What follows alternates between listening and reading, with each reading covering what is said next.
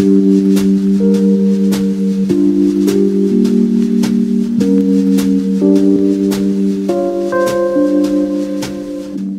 vous souhaite une très bonne année 2020. Là, je ressens comme quelque chose d'important pour le pays d'où tu viens. Je ressens comme des tensions. J'ai l'impression que dans l'année qui vient, ton pays va être touché par un événement important. Des soignants qui jettent leur blouse blanche pour dénoncer le manque de moyens au sein des hôpitaux. Un geste symbolique. Voici les dernières informations de la Commission nationale de la santé. 41 personnes sont atteintes d'une pneumonie, 7 ont été hospitalisées dans un état grave et une est décédée. Faut-il craindre une épidémie liée au virus découvert il y a quelques semaines en Chine? Il est transmissible à l'homme et s'apparente à une pneumonie. Des précautions vont être prises dans les aéroports et les hôpitaux. J'ai pu prendre l'avion sans aucun problème. Je suis arrivé ici sans aucun problème et il n'y a absolument aucun contrôle ici. Les premiers malades sont des vendeurs de poissons et de fruits de mer. Le marché, en décontamination, a été fermé par les autorités. Sur les réseaux sociaux, circulent des vidéos comme celle-ci d'habitants paniqués se rendant dans des hôpitaux totalement débordés. La mesure radicale des autorités chinoises face au virus qui menace de se répandre. Plusieurs villes où vivent 20 millions d'habitants ont été placées en quarantaine. Les festivités du Nouvel An chinois à Pékin ont été annulées.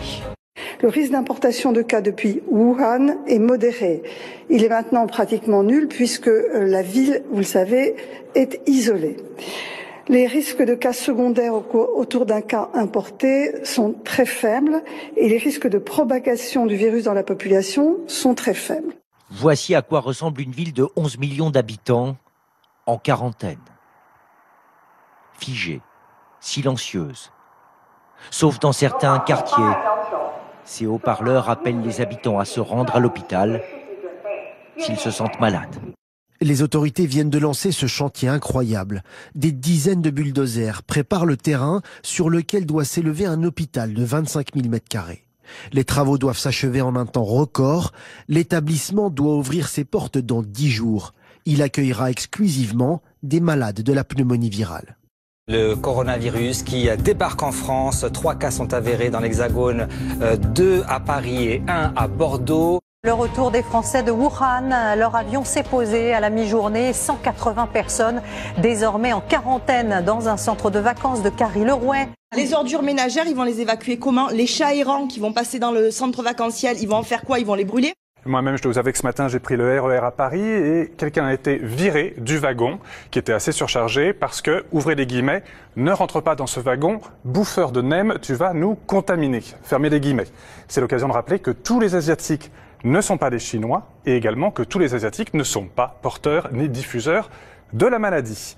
Et c'est pour ça qu'il y a un hashtag qui est né, je ne suis pas un virus, et qui va aller critiquer en fait tous ces amalgames et remettre les choses en place, voilà, pour dire qu'il faut pas tout confondre. Bah, bienvenue dans l'équipe, hein. Cette dame n'a pas l'air de comprendre ce qui lui arrive. Oui, c'est le drone qui vous parle. Vous ne devriez pas sortir sans masque. Rentrez à la maison et lavez-vous les mains. Le drone vous surveille. Vous n'êtes pas sérieux, c'est pas le moment de jouer aux cartes, rentrez chez vous.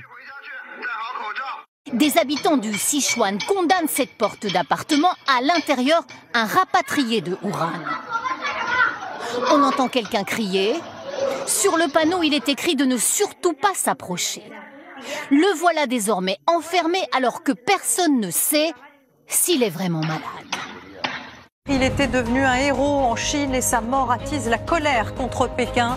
Ce médecin vient de succomber au coronavirus. En décembre, il avait été l'un des premiers à alerter en vain sur l'épidémie. Dès le départ, fin décembre, sur l'un de ses comptes, il avertit.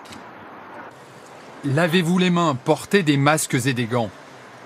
Mais il reçoit des autorités cette lettre de réprimande. Il est accusé de diffuser des messages irresponsables et faux sur Internet. Le docteur avait dû s'engager à se taire alors qu'il avait raison dès le départ. Sa disparition aujourd'hui fait exploser l'indignation des Chinois déjà à cran face à la progression du virus. Nombre d'entre eux n'ont désormais plus peur de critiquer publiquement le parti. We now have a name for the disease, and it is COVID-19. Le premier décès en Europe lié au coronavirus, et c'est en France. La victime, un touriste chinois de 80 ans. La situation a complètement dégénéré hier dans le centre de l'Ukraine. Regardez ces images. Des bus qui transportaient des personnes de retour de Chine ont été la cible de jets de pierre. En Italie, on déplore maintenant 12 morts et 374 malades, essentiellement dans la région de Milan et de Venise, où avait lieu hier soir la procession dite de la peste, qui a été maintenue malgré l'annulation du carnaval. Après la peste au XVIIIe siècle, l'Europe a été touchée par le choléra au XIXe. Puis au siècle suivant, c'est la grippe espagnole qui marque le continent et pousse les Parisiens à se masquer. La maladie est transmise dans les tranchées de la Première Guerre mondiale par les soldats américains. À la fin du conflit en 1918, l'épidémie se propage dans toute l'Europe. Le virus est 10 000 fois plus virulent que la grippe classique. Il tue 50 millions de personnes dans le monde, 2 fois plus que la guerre. L'épidémie de coronavirus s'étend à une trentaine de pays. Crise sanitaire historique en Chine, état d'alerte maximal en Corée du Sud, fermeture des frontières autour de l'Iran. En Europe, c'est l'Italie qui est le pays le plus touché avec 132 malades et 3 morts. Il n'y a pas lieu de fermer les frontières entre nos pays. Ce serait disproportionné et inefficace. 2 habitants de l'Oise contaminés. L'un est décédé la nuit dernière. L'autre est dans un état critique au CHU d'Amiens. Aucun des deux n'avait séjourné dans une zone à risque. La musique et les parapluies au loin. Pas de doute, le carnaval est bien là. Coronavirus ou pas, la bande de Malo n'a pas dérogé à la tradition, y compris celle des œufs, les bisous que l'on s'échange sans modération. Carla Bruni-Sarkozy embrasse Siné Toledano de LVMH. C'est la vie, c'est dingue. C'est parce qu'on est de la vieille génération. On n'a peur de rien, on est pas féministe, on ne craint pas le coronavirus. Carla Bruni-Sarkozy en mode rebelle. Alors je vais faire un truc, regarde. Hier soir en France, l'hospitalisation dans un état sérieux d'un député, Jean-Luc Redzer. Il est hospitalisé à Mulhouse. Reportage d'Isabelle Marie et Léonore Payon. On ne le dira jamais assez, lavez-vous les mains. Lavez-vous les mains souvent, toutes les heures. Le pays se prépare à une intensification de l'épidémie. Pourtant, pas de savon dans les toilettes de beaucoup d'écoles. Pour vous protéger et protéger les autres du coronavirus, adoptez ces gestes simples. Lavez-vous très régulièrement les mains ou utilisez une solution hydroalcoolique. Toussez ou éternuez dans votre coude. Utilisez des mouchoirs à usage unique puis jetez-les. Cette image d'Angela Merkel qui va tenter vainement de serrer la main de son ministre de l'Intérieur. Pop-up, impossible, principe de précaution. C'est une expérience pour voir comment les germes se transmettent, par exemple lors d'un buffet, lors de croisières. On a mis de la peinture fluo sur la main d'une seule personne. Les gens sont allés se servir pour le repas, tout le monde a mangé et à la fin du repas, eh bien regardez, vous voyez la peinture fluorescente à la fois sur le visage de la personne, sur les assiettes, sur les mains. Le Sun Princess vient d'accoster sur l'île de la Réunion. Des centaines de touristes sont déjà en excursion, mais ceux-là ne pourront pas quitter la zone portuaire, bloqués par une trentaine d'habitants inquiets qu'il puisse y avoir des cas de coronavirus, pour certains, jusqu'à devenir irrationnels. Il y a une école à 200 mètres. S'il y a un coronavirus, tout le pont, tous les enfants sont morts. Il n'y a plus de région épargnée par le coronavirus en métropole. La maladie s'est répandue notamment à cause du rassemblement évangélique de Mulhouse. Le bilan s'est alourdi, même si le nombre de personnes contaminées reste limité. 84 pays sont touchés par le coronavirus.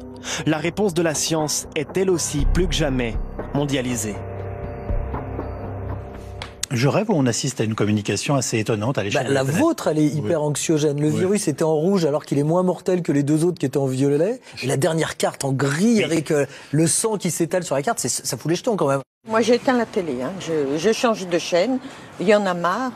Bon, si ça doit venir, ça viendra et puis c'est tout. Hein.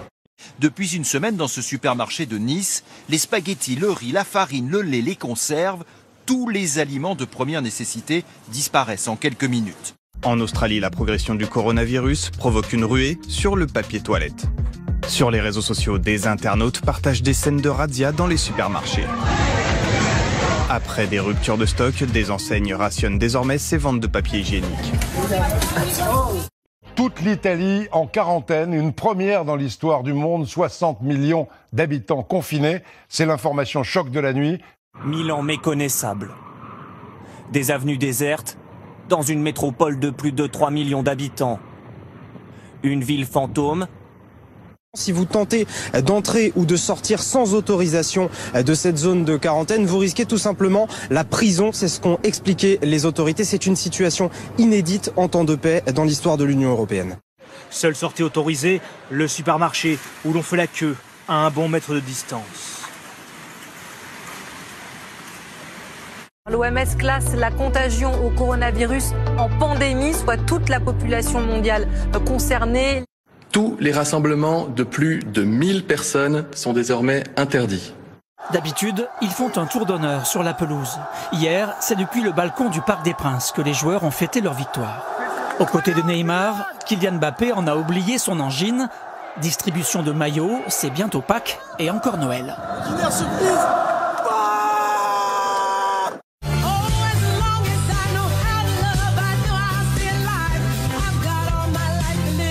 Il y a bien une bouteille de gel hydroalcoolique scotchée sur le bar, à ne pas confondre avec le punch à 3 €, mais pas question pour les habitués de changer les habitudes. Je fais toujours la bise et je serre la main. Ça vous fait pas peur? Non, ouais, vous êtes malade, vous êtes malade.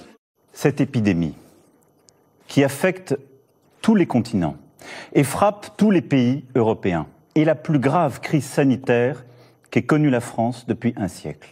Cette foire au jambon qui n'avait pas été déplacée depuis 1462, je vous disais, elle aura lieu sans doute en juin, peut-être même en octobre, me dit-on juste à l'instant.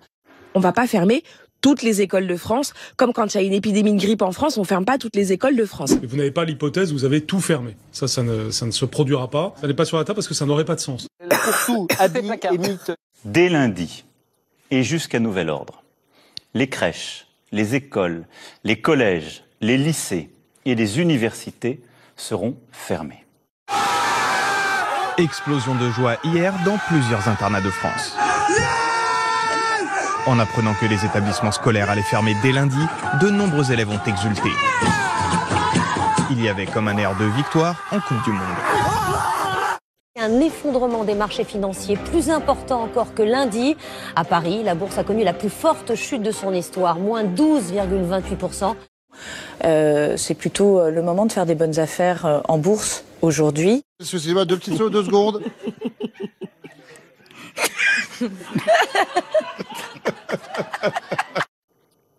Déléguer notre alimentation, notre protection, notre capacité à soigner, notre cadre de vie, au fond, à d'autres, est une folie.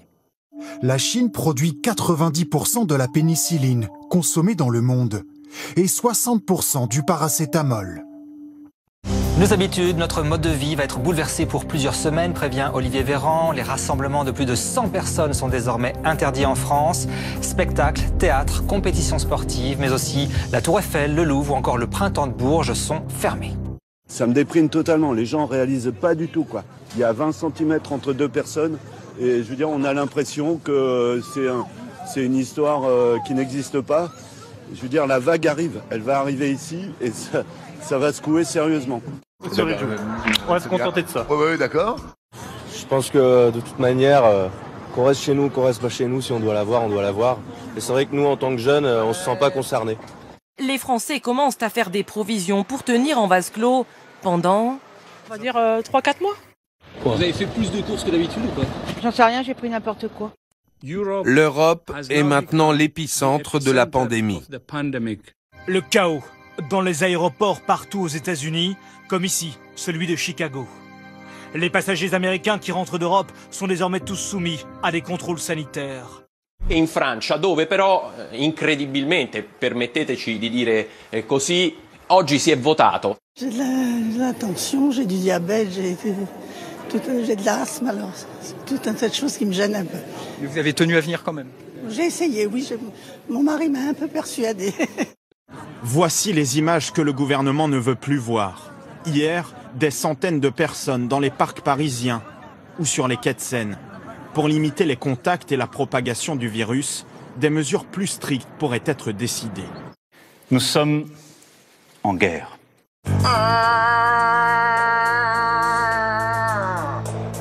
Dès demain, midi, et pour 15 jours au moins, nos déplacements seront très fortement réduits.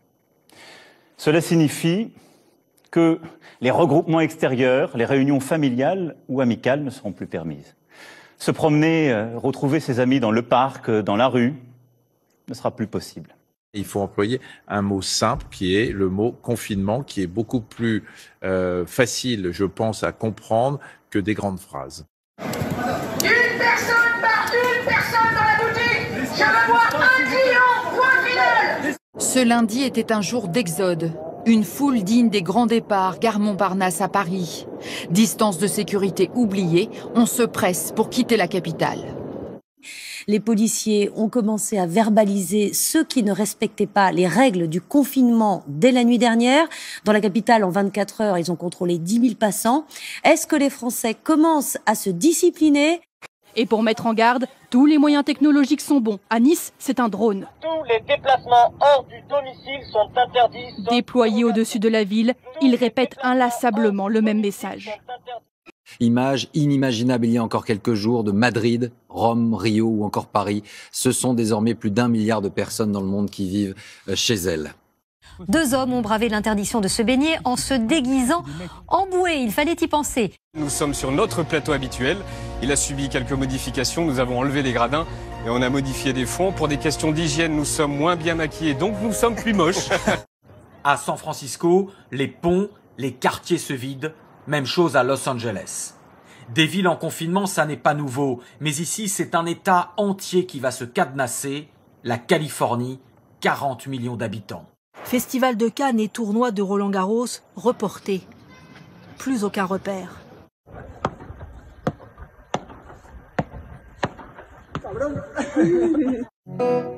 Je rêvais d'un autre monde. Il est le premier à avoir allumé son téléphone et joué en direct pour les Français confinés. Cette nuit, l'Assemblée nationale a durci les sanctions pour les contrevenants. 135 € d'amende en cas de violation des règles, qui passeront à une amende de 1 500 € en cas de récidive dans les 15 jours, et jusqu'à 3 700 € et 6 mois de prison au bout de 4 violations dans les 30 jours. À Bordeaux, il y a quelqu'un qui a pris 1 an de prison ferme parce qu'il est sorti 4 fois de chez lui, et son argument c'était « je supporte mal d'être enfermé ». Les filles qui m'ont contrôlé, ils m'ont dit comme ça, ouais, il faut rester chez vous. Bah, je vais pas de chez moi. Je fais comment? Vous n'avez pas de papier, vous n'avez pas de masque. Bah, donnez-moi un masque. J'en ai pas, j'ai pas les moyens. Loin par la distance, proche par le cœur, on va vous raconter de jolies histoires de vie et de confinement. Dans cette cage pour chiens, 5 personnes, dont 2 mineurs, arrêtées pour ne pas avoir respecté le confinement. Shoot them dead. Abattez-les. Je n'hésiterai pas à demander aux soldats de tirer. Des amateurs ont filmé des dizaines de scènes similaires aux 4 coins du pays. Des coups de matraque pour ceux qui refusent le confinement. Parfois, les fautifs sont aussi humiliés, forcés à rester pliés en deux ou à avancer accroupis. Et puis les JO 2020 auront lieu en 2021. Le président du comité olympique international et le premier ministre du Japon, où les Jeux devaient se tenir, reportent les compétitions en raison de l'épidémie de coronavirus, du jamais vu depuis la Seconde Guerre mondiale. Garder la forme en respectant les consignes sanitaires, c'est possible, comme ici en Espagne, où un prof de gym donne cours depuis le toit d'un immeuble. Les corps attendent dans des églises que des funérailles puissent être organisées, mais même les prêtres manquent à l'appel. 6 d'entre eux sont décédés. Et lorsque les cérémonies peuvent se tenir, c'est sans la présence des familles. À Bergame, ce soir, il y a davantage de décès liés au Covid qu'il y en a eu pendant la Seconde Guerre mondiale. Ils n'ont pas pu pour le moment récupérer les cendres de leur mère. Ils doivent pour cela faire appel au service des pompes funèbres et payer à nouveau. J'ai le droit d'aller faire mes courses à Carrefour, j'ai le droit d'aller chercher des cigarettes, j'ai le droit d'aller faire mon jogging, mais je n'ai pas le droit d'aller chercher ma mère. Selon les chiffres officiels, 3311 morts en Chine pour 1,4 milliard d'habitants. Mais ces files d'attente et photos de milliers d'urnes funéraires sèment le trouble. Pourquoi tant de monde, tant d'urnes, si les chiffres officiels sont vrais? La maladie touche plus les hommes que les femmes. Sur le nombre de personnes admises en réanimation, 73% des malades sont des hommes et plus de la moitié des décès concernent les hommes. Si le virus touche toutes les classes d'âge, les enfants représentent moins de 1% des décès. En revanche, les personnes de plus de 65 ans représentent 92% des décès. C'est parti. Et on va tirer sur la sonde. Là, il va tousser très fort. Voilà, voilà. Ça, c'est resté 22 jours dans le malade. Allez, tous fort. Voilà, là, il faut qu'il expectore. En fait, pendant 22 jours, il s'est laissé faire pour respirer. Il n'a fait aucun effort. C'est la machine qui faisait tout le travail. Et donc là, d'un coup, c'est à lui de re-respirer. C'est pour ça que j'ai toujours vu ça, moi, un peu comme une naissance. Parce que les nouveau-nés, quand ils naissent, ils n'ont jamais respiré tout seul.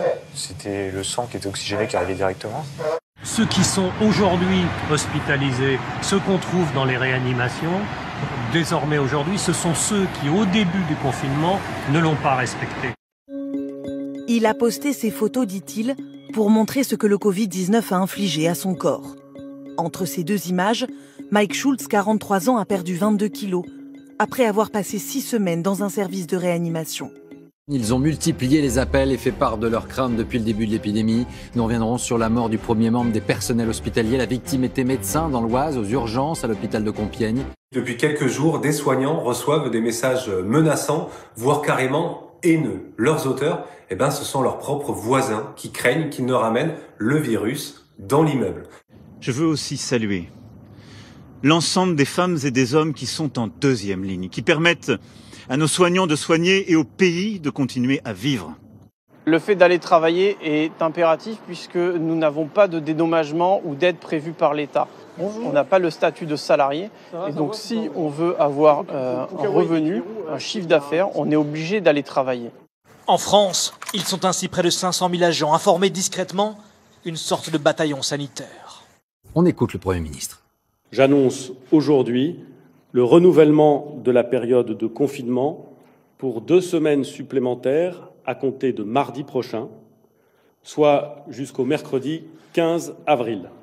D'un point de vue personnel, je pense quand même que ce qui est pas mal, c'est que j'ai pu retisser des liens familiaux, notamment avec ma fille, que je vois beaucoup plus maintenant, évidemment. Pendant ce confinement, on était toutes les deux et ça nous a permis de repartir sur des bonnes bases, tu vois.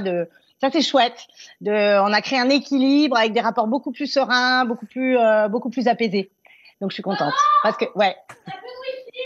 Non mais c'est parce que je suis en ligne en fait.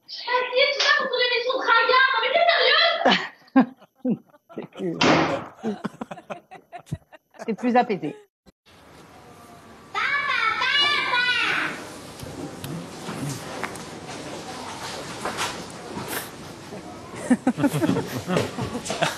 Oh non.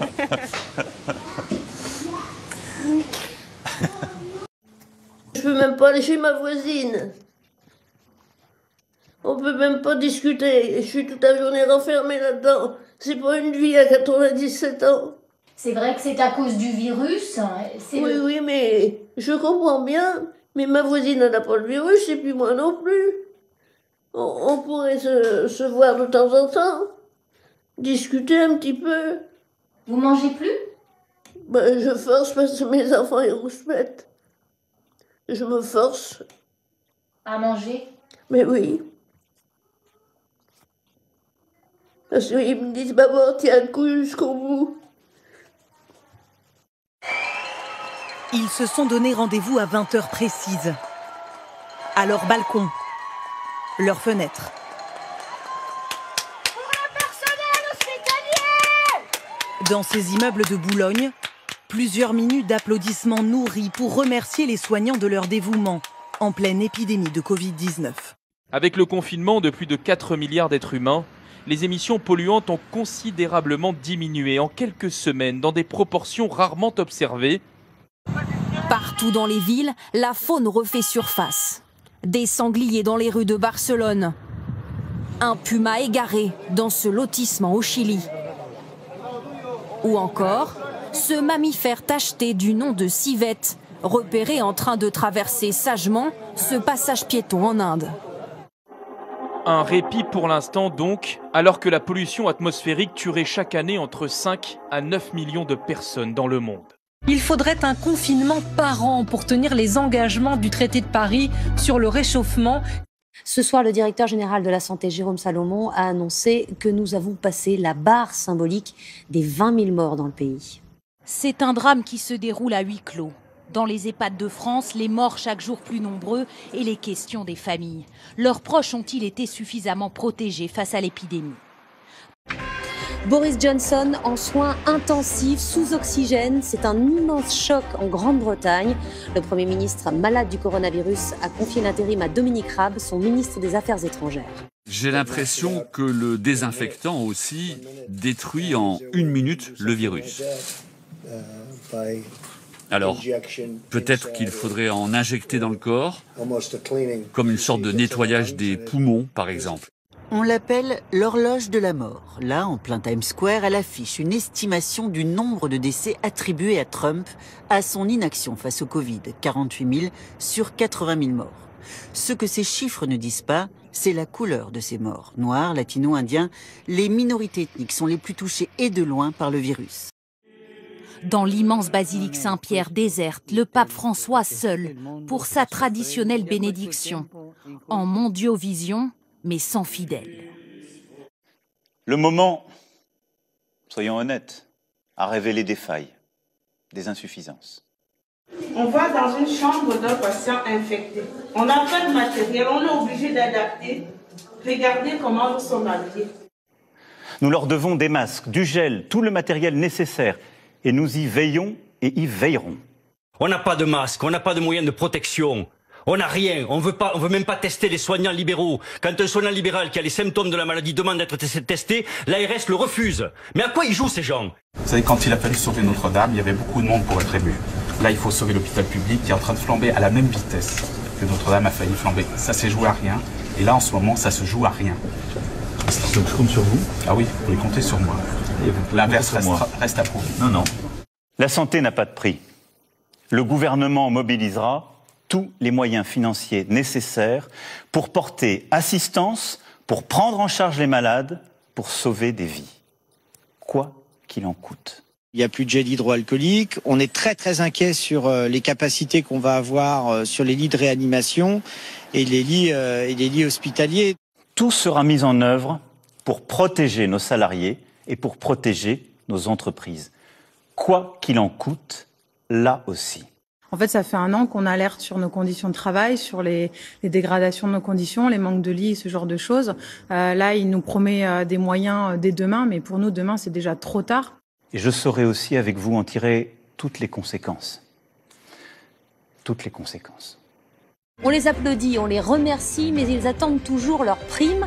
Les personnels des hôpitaux n'ont pas encore reçu les 500 à 1500 euros promis il y a 2 mois. Moi, je vous ai jamais promis une prime. Vous n'êtes pas, je vous ai déçu. Je vous ai jamais promis. Oui, mais il a fallu le Covid pour que vous réagissiez, c'est pas normal. D'accord. Monsieur Macron, il faut le Covid pour que vous réalisiez que les hôpitaux ils sont en souffrance. C'est pas vrai.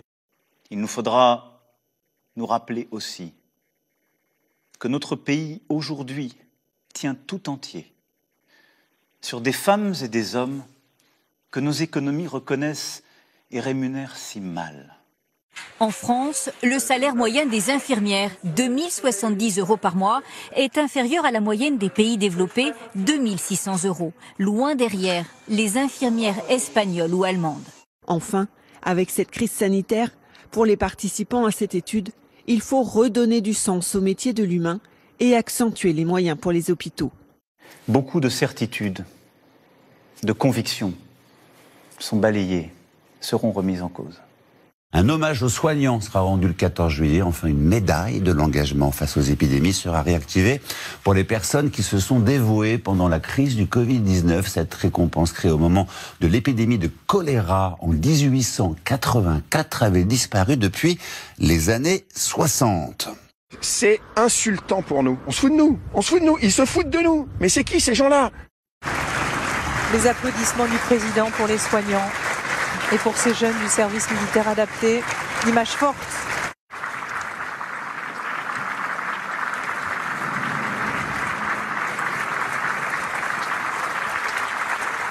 réclamaient 300 € net par mois. Ce sera finalement 180 pour le personnel paramédical. Je manifeste parce qu'en réalité, on réclame notre dû. C'est pas des miettes qu'on veut. On veut les 300 € net qui nous manquent parce que ça fait 10 ans qu'on n'est pas augmenté. Un projet d'accord financé à hauteur de 7,5 milliards d'euros. L'État, en quelques jours, a trouvé 15 milliards pour l'industrie aéronautique. Donc, il pourrait faire un effort supplémentaire pour la santé. Je trouve qu'il y a quelque chose d'obscène, de scandaleux, quand on nous dit qu'il n'y a pas d'argent pour les hôpitaux, pour le climat, pour la santé, pour l'emploi. On nous dit qu'il n'y a pas d'argent, mais les marchés financiers sont à un niveau jamais vu. L'avenir de la relance économique se joue à Bruxelles ce week-end, un enjeu de 750 milliards d'euros. 7 heures de négociation déjà. Habemous relance. Après 4 jours et autant de nuits de négociations, les Européens ont envoyé la fumée blanche. Un accord historique sur le fameux plan de relance économique a été trouvé. Pour la première fois dans l'histoire de l'Union, les 27 s'endettent collectivement. C'était impensable il y a encore quelques mois. C'est le moment le plus important de la vie de notre Europe depuis la création de l'euro.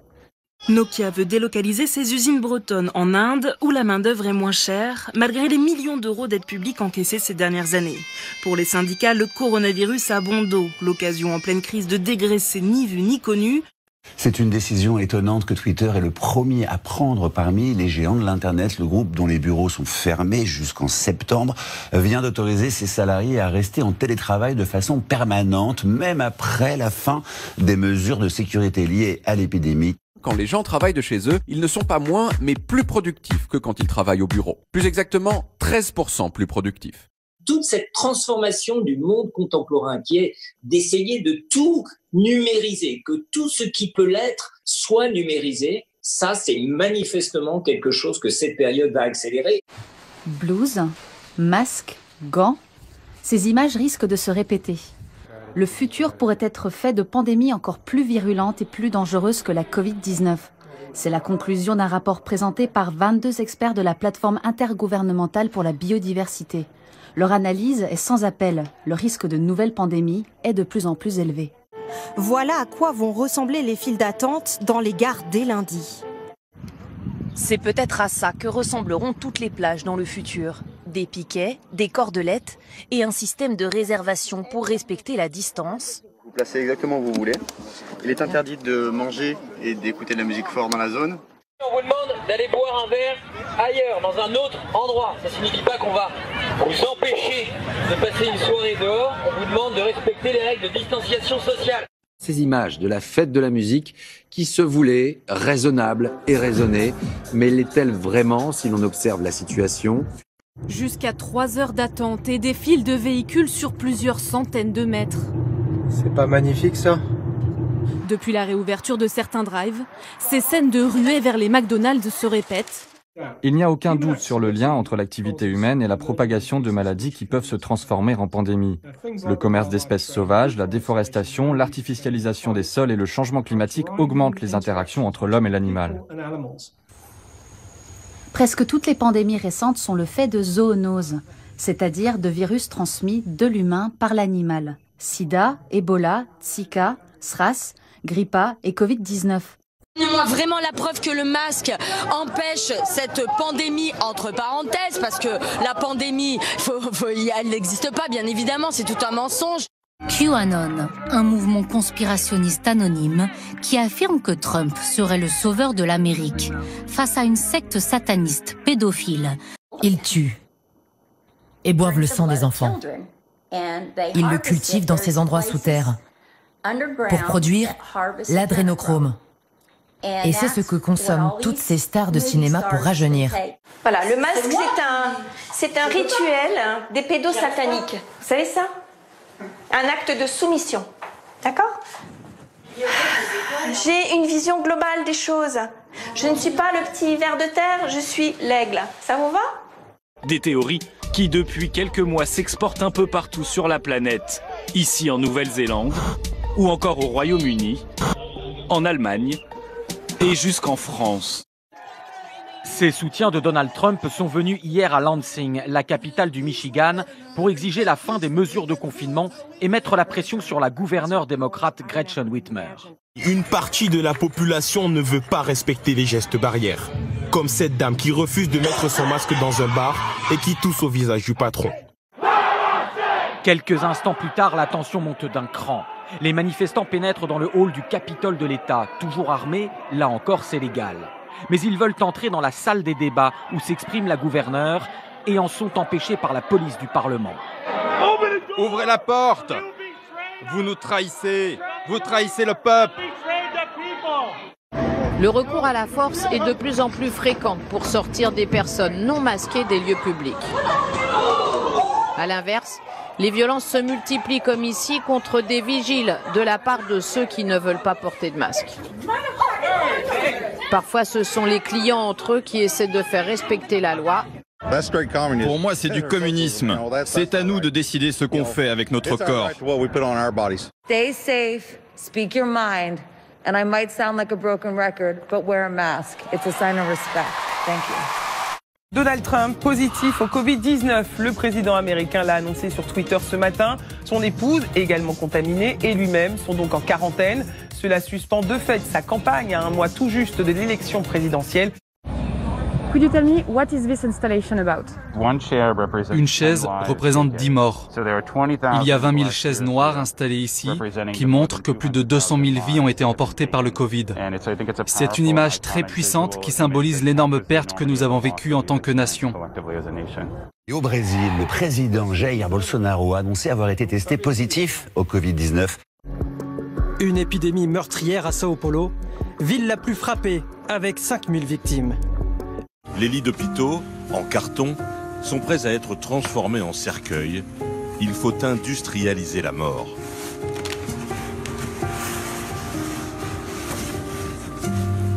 Que se passerait-il si on laissait le virus se propager? Une hécatombe. Entre 100 000 et 450 000 morts en France, fourchette calculée par notre invité dans un commentaire scientifique publié il y a 3 semaines dans la revue Nature. C'est un médicament vieux de 70 ans, utilisé principalement contre le paludisme. Un traitement banal et peut-être une piste contre le nouveau coronavirus. C'est ce qu'affirme dans cette vidéo Didier Raoult, un infectiologue bien connu. Il s'appuie sur une étude chinoise menée sur une centaine de patients. Si vous étiez testé positif au coronavirus, si vous aviez des symptômes, est-ce que vous prendriez de la chloroquine? Non. Ils ont dit stop à l'hydroxychloroquine en France. Le Haut Conseil de la santé publique et l'Agence du médicament sont défavorables à l'utilisation de ce médicament controversé. Détrompez-vous, les gens ils pensent comme moi. Vous croyez qu'ils pensent comme vous, mais vous vous trompez. Ils sont divisés. Non, détrompez-vous. Vous voulez faire un sondage entre vous et moi? Non, mais moi je suis pas de la partie. Moi je fais que poser des questions. Vous voulez faire un sondage entre Véran et moi pour voir qui y croit? Vous voulez voir ce que c'est que la crédibilité? Et là, un tatouage à l'effigie de Didier Raoult apparaît. Avec un tampon made in Marseille. Cette jambe, c'est celle d'un Marseillais, un restaurateur de 29 ans qui a choisi d'afficher à vie son admiration pour le professeur de médecine.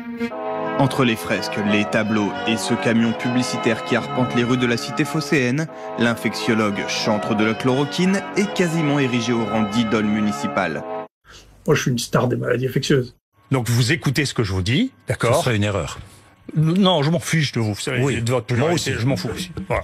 Donc bon. Si on s'en fout, on peut partir tous les deux, je m'en fous. Bon, alors allez-y. Vous l'avez bien compris. Allez-y. Je m'en vais? Allez-y. Allez-y. De nombreux professeurs de médecine. Allez-y. Allez-y. Partez, ne partez pas, j'ai des questions à vous poser. Non, mais posez-moi des questions intelligentes et arrêtez de me répéter les choses. Alors, est-ce que vous avez tué des gens et tué des gens? Ça n'est pas intelligent. Ne me dites pas que je ne pose pas de questions intelligentes. Si, je vous le dis.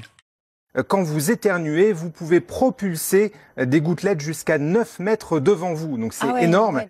Si vous êtes malade, restez chez vous et portez un masque chirurgical en présence d'autres personnes. Les Français ne pourront pas acheter de masque dans les pharmacies parce que ce n'est pas nécessaire quand on n'est pas malade. L'usage du masque en population générale n'est pas recommandé et n'est pas utile. Pourtant, plusieurs de nos voisins européens le rendent peu à peu obligatoire dans l'espace public. Le port du masque en population générale dans la rue, ça ne sert à rien. Pourquoi ils en mettent les autres? Mais moi, je ne suis pas responsable du comportement des individus. Je dis les consignes parce qu'elles sont éclairées par ce que me disent les médecins et les scientifiques. Un masque, c'est une technique, c'est réservé à des soignants.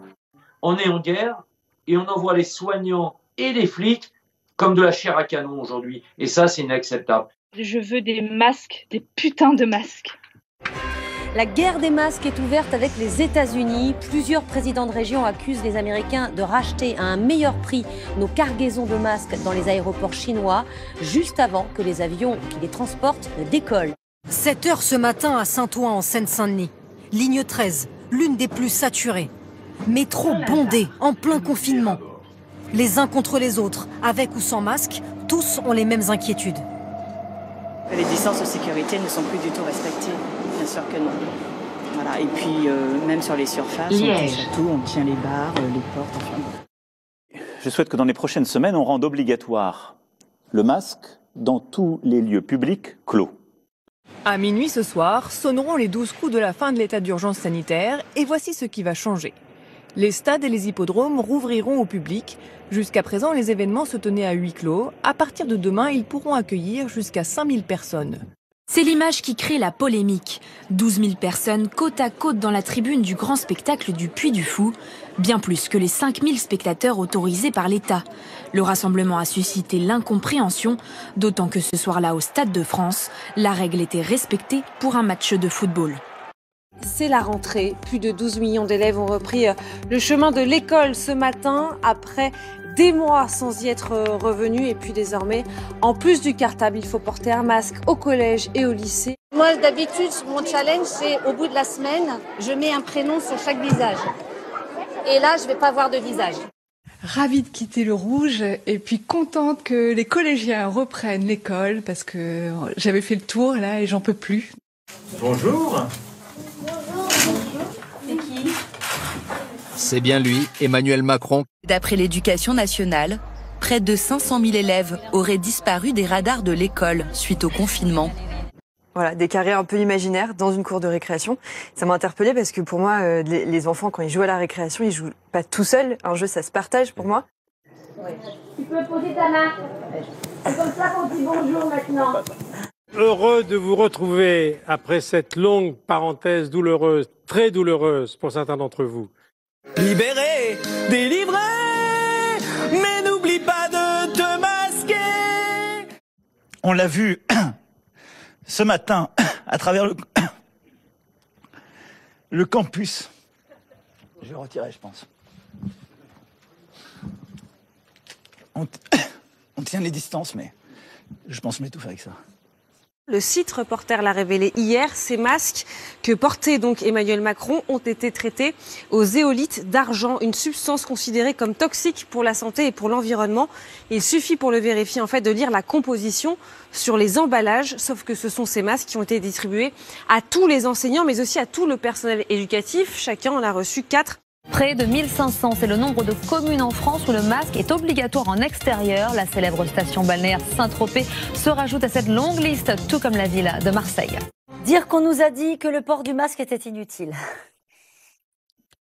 Au plus fort de l'épidémie, on a continué à détruire des masques qui auraient peut-être pu servir au moins au grand public. Est-ce que vous reconnaissez que vous avez commis des erreurs de communication autour de la pénurie des masques, très précisément ? Ce que je viens de dire s'applique aussi pour ce sujet.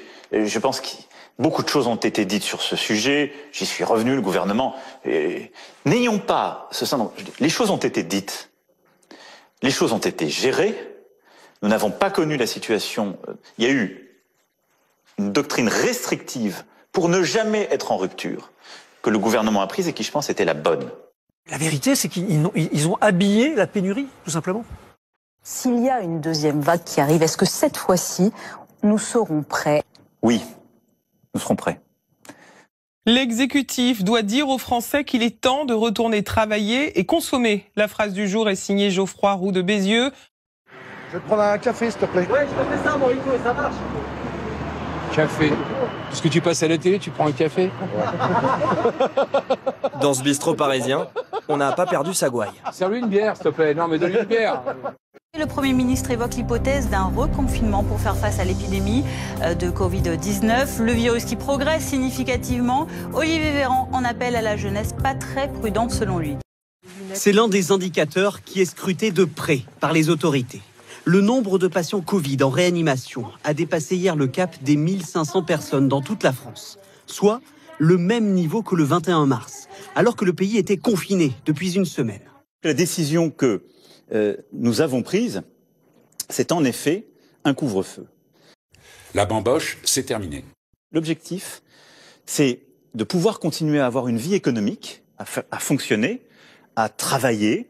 Je vous rappelle que 25% des clusters se passent en entreprise, que 21% des clusters se passent en milieu scolaire. Ils nous ont tant confinés, puis déconfinés, puis reconfinés, qu'on redoutait d'être in fine déconfinés. Ici, derrière moi, comme dans beaucoup d'autres laboratoires, les files d'attente sont interminables. Il est très difficile d'établir qui est prioritaire. Et puis, il y a eu l'échec de la politique du dépistage. D'abord, on a attendu longtemps ces tests. On les a attendus en mai, en juin, en juillet, ça commence à arriver. Et puis après, on n'arrive pas à comprendre comment on a pu prévoir l'amont, c'est-à-dire tout le test, et pas l'aval, c'est-à-dire pas l'examen de ces tests, pas les moyens pour traiter ces tests en moins de 2 jours. Parce qu'au-delà de 2 jours, c'était de l'argent jeté par les fenêtres. Alors, vous avez raison, on a rencontré des vraies difficultés sur ce sujet. Je crois qu'on a souffert au cours de cette crise d'un défaut d'acculturation scientifique de la population française. En gros, vous êtes tous trop cons, hein, tous. Un article du Monde jette le trouble. Agnès Buzyn, ancienne ministre de la Santé, raconte que dès le 30 janvier, elle vous avait dit que les élections ne pourraient pas se tenir. C'était il y a 1 mois et demi.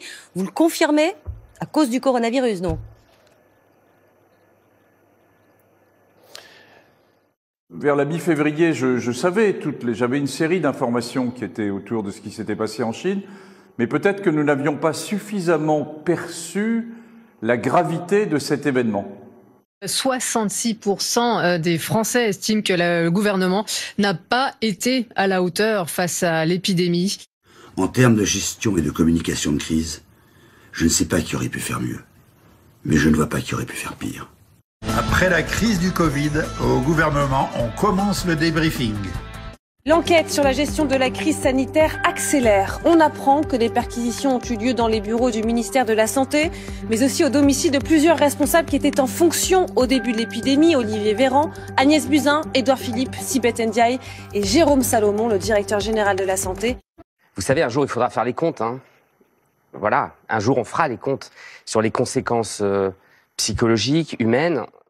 C'est con parce que tu sacrifies ton économie en faisant des mesures ultra restrictives de plus en plus quitte à confiner. En fait, si t'avais mis un peu plus de fric dans le système de santé, t'aurais peut-être accueilli plus de malades, t'aurais tenu plus longtemps, quoi. C'est ça.